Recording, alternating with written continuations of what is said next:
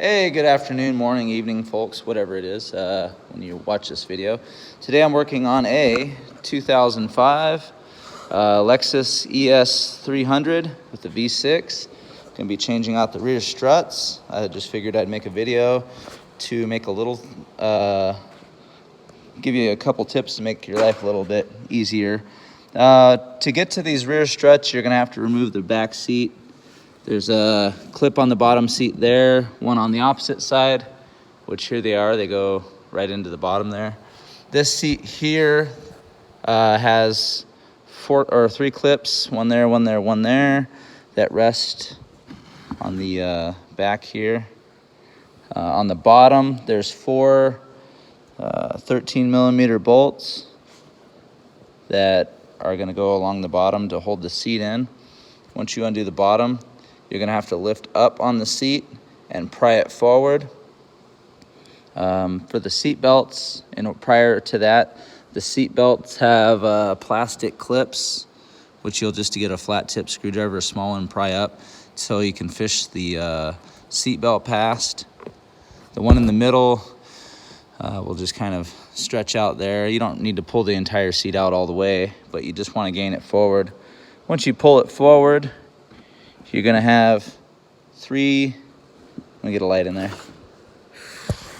You're going to have three 12 millimeter bolts in the back.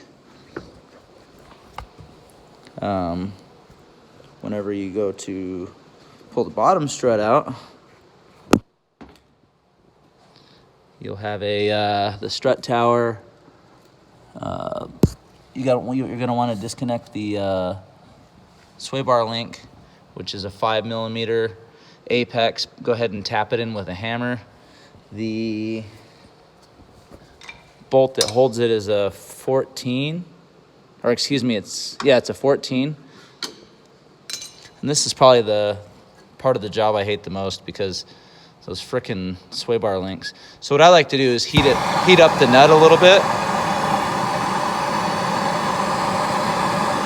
Don't put too much heat directly on the shock, as it's loaded with pressure and it could cause something bad to happen.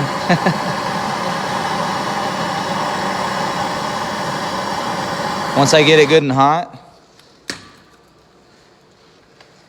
I get my snap-on driver. And remember, you're gonna want to tighten it. Sorry, I hit that prematurely. Put your 14 on there. And then hold the 14 in place and just make sure you tighten the apex.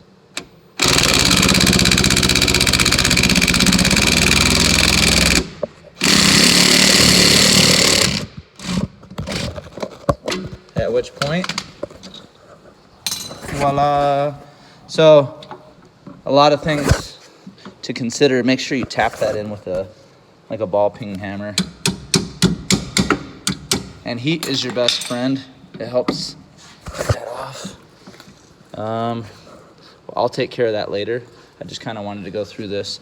It's got two 19 millimeter bolts. Take the nuts off first. Then you can tap the bolt on through. More than likely, I'm going to have to remove the caliper and the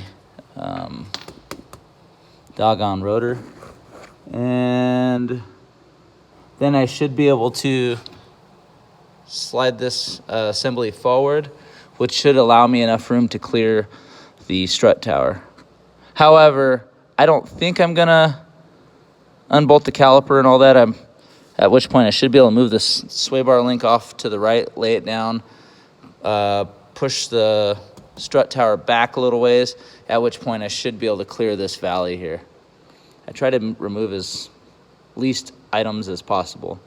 You will have a 12 millimeter nut or bolt here to help remove the ABS sensor and brake line off of the strut tower prior to the removal of the 19 millimeter bolts. But other than that, reverse order, put it back together. I recommend you buy the completed strut assemblies. I really hate building those suckers. Plus, they come with all brand new rubbers and everything like that. When people cheap out, it really just causes you more work in the long run. So that's it, folks. Mechanic Dave here with Affordable Automotive Repair and Sales out in South Dakota. If you have any questions with anything, shoot me a message, subscribe, take it easy.